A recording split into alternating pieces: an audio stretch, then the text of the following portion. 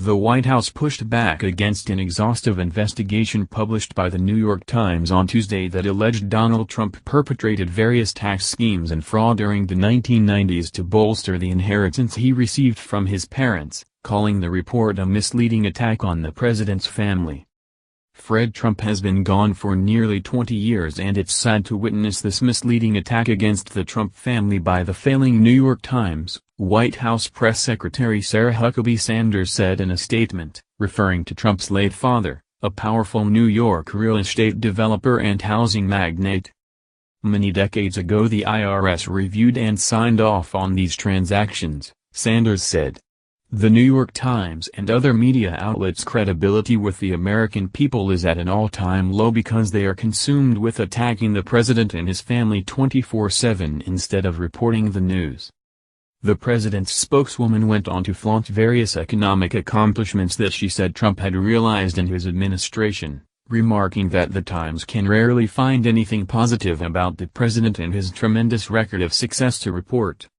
Sanders added, perhaps another apology from the New York Times, like the one they had to issue after they got the 2016 election so embarrassingly wrong, is in order.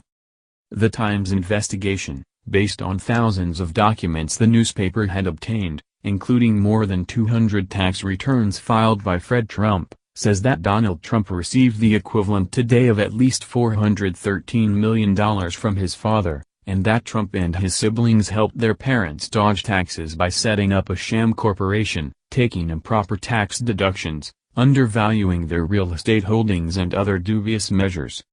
The president has repeatedly called himself a self-made billionaire who borrowed only $1 million from his father and paid it back with interest. Democrats seized on the Times report, using it to attack Republican economic policies and to renew their calls for the release of the Trump's tax returns.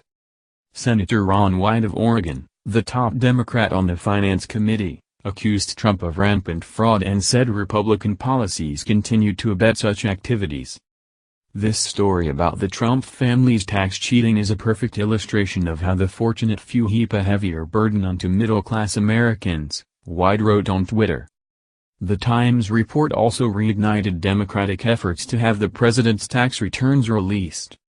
We must see Trump's tax returns to know just how far and how deep the crimes go, Representative Bill Pascrell, DNJ, who has persistently tried to get the Ways and Means Committee and the full House to obtain Trump's returns, said in a statement. This Trump expose paints a portrait of a man whose entire professional life was built on his father's money, skirting accountability, and outright fraud. Trump has refused to release any of his returns, breaking with decades of precedent by presidential candidates, claiming he's been under audit by the IRS and that this shields him from disclosing the documents. An attorney for the president, Charles J. Harder, said in a statement to the Times that its reporting was incorrect. The New York Times' allegations of fraud and tax evasion are 100% false, and highly defamatory, Harder said. There was no fraud or tax evasion by anyone. The facts upon which the Times bases its false allegations are extremely inaccurate.